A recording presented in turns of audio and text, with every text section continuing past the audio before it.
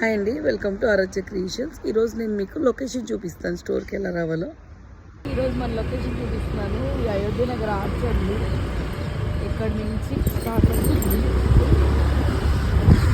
వెళ్ళిపోవాలి.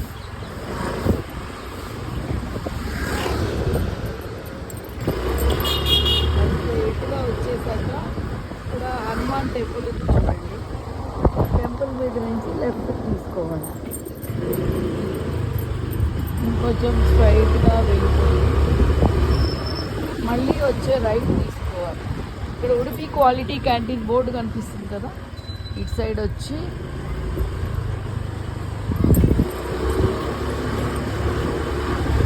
స్ట్రైట్గా వస్తే రైట్ సైడ్లోనే ఉంటుందండి.